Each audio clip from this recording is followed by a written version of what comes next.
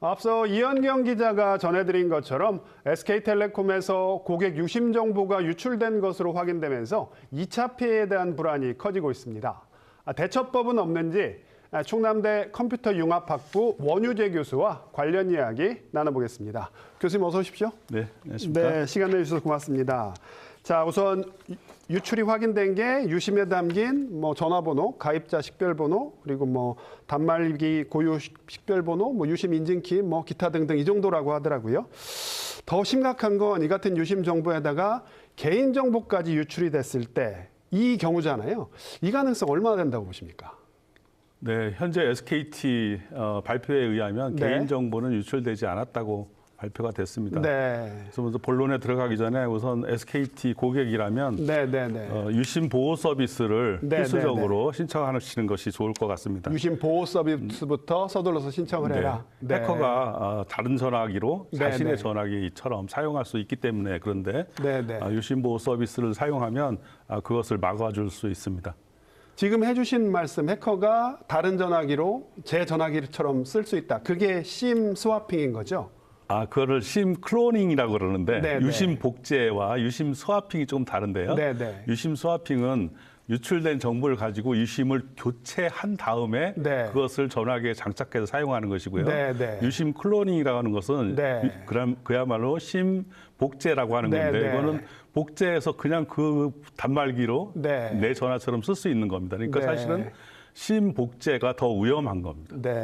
지금 해주신 그 심 클로닝, 그럼 그걸 통해서 명의도용이나 금융 탈취 이런 제2의 제3의 피해가 발생할 수 있는 겁니까?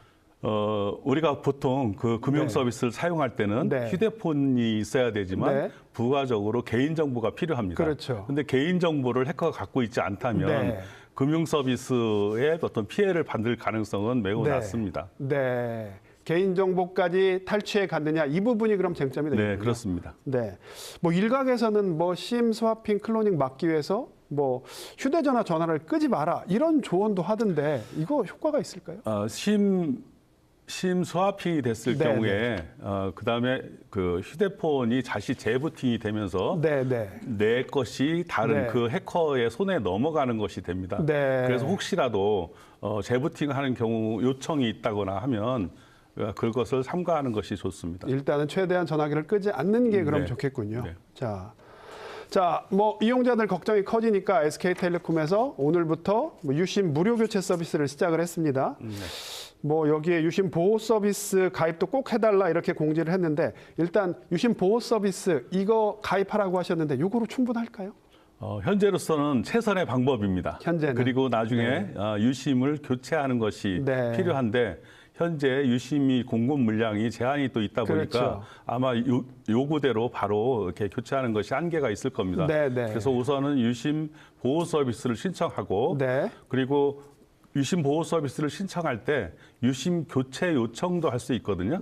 같이 요청을 해놓으면 공급 물량이 조달이 됐을 때 풀렸을 때 요청이 가능하다고 교체가 가능하다고 아마 연락이 갈 겁니다.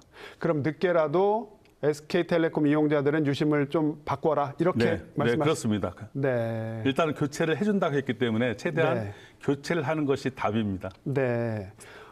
여기에 최근에 이제 최신 폰, 최신 휴대전화 사용하시는 분들은 유심이 없는 2심, 실체가 없는 유심이라고 해야 되나요? 2심 사용하는 분들도 많잖아요. 2심은 해킹이 안 됐다, 그렇게 공지를 제가 본 것 같은데, 근데 또 2심도 교체 서비스를 해주긴 하더라도요. 이 부분은 이건 어떻게 봐야 됩니까? 현재 정보가 유출된 것을 확인했어도 어떤 피해가 발생할지는 잘 모르는 상황이기 때문에 아마 SK텔레콤은 전격적으로 유심 교체를 해주는 것으로 알고 있습니다. 그렇기 때문에 2심의 경우도 유출되지는 않았다고 하지만 이번 기회에 2심까지도 정보 교체를 하는 것으로 결정된 것으로 알고 있습니다. 그럼 가입자 입장에서는 좀 돌다리도 두들겨보고 건너는 심정으로 2심도 바꾸는 게 좋겠다? 그렇습니다. 자, 가입자 입장에서는 혹시 유심 정보 여기에 개인 정보가 유출됐으면 어쩌나 이런 걱정을 할 수밖에 없는데 체크 포인트라고 해야 될까요? 내 개인 정보가 유출됐는지 확인할 수 있는 이런 방법 같은 게 있을까요? 현재 이 SK텔레콤의 해킹 사고로 인해서 개인 정보가 유출된 것을 확인할 수는 없습니다.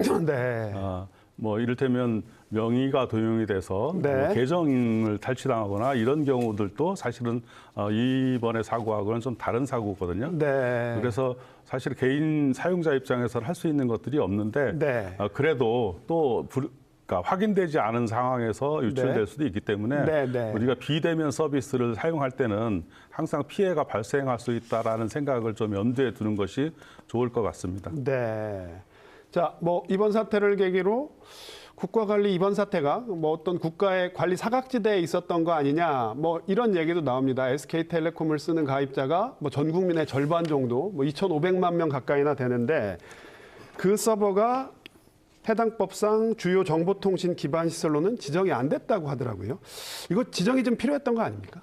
주요 정보통신 기반 시설로 지정은 되어 있습니다. 아, 돼 있습니까? 됐습니다. 네. 그렇지만 이러한 새로운 서비스를 제공하는 모든 환경에 네. 그게 적확하게 되었는지는 아직 확인이 되지 않았습니다. 네. 제가 확인한 바로는 주요 정보통신 기반 시설 제도가 네. 2001년에 아마도 그 적용받은 것으로 제가 알고 있는데, 네. 그러니까 2001년이면 굉장히 오래됐지 않습니까? 네, 네. 그 이후로 굉장히 많은 기술의 발전이 있었는데, 그랬죠. 현실적으로 현실에 맞는 형태로 네. 어떤 제도적인 내용이라든가 네. 운영 체계라든가 네. 이런 부분들이 개선되어야 될 필요가 있습니다. 네. 그게 제대로 개선돼 왔는지는 확인이 좀 필요하다. 네, 그렇습니다. 네. 자, 마지막으로 또 이 질문도 드릴게요.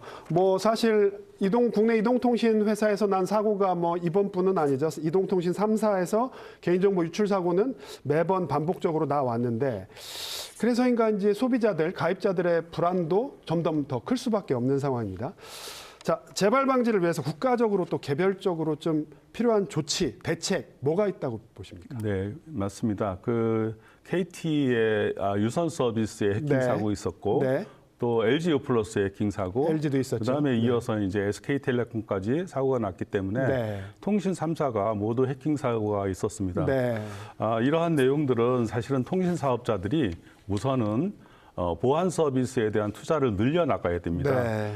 근데 보면 어떤 이벤트성으로 어떤 해킹 사고가 발생하면 반짝하고 투자가 증가했다가 네. 바로 또 감소가 되는 네. 그런 현상들을 우리가 볼 수가 있었거든요. 네. 그래서 우선 투자를 늘려야 되고, 이 투자는 어떤 그 장비에 대한 투자뿐만 아니라 네. 인적 투자도 필요합니다. 인적 투자까지. 서비스가 네. 복잡해지기 때문에 더 네. 전문가가 필요한데 네. 사실은 보안에 대한 전문가들을 그렇게 많이 네. 투자하지 않는 그러한 현상들이 있어 왔습니다. 네. 그래서 기술적인 투자뿐만 아니라 인적 투자도 필요하다는 말씀을 우선 드리고, 네. 그 다음에는 이제 정부의 역할들인데, 네. 아까 말씀드린 것처럼 아주 오래된 제도나 정책, 이러한 내용들은 새롭게 개선이 돼야 네. 됩니다. 일부 사항들은 사실은 오래되다 보니까 이런 사업자들한테 어떤 피난처를 제공한 그런 제도들도 또 있을 수 있기 때문에 네. 이런 것을 면밀히 조사해서 이번 기회에 어떤 새롭게 개선하는 그런 기회가 되었으면 좋겠습니다. 네. 알겠습니다. 오늘 말씀 여기까지 듣겠습니다. 네. 교수님 고맙습니다. 감사합니다.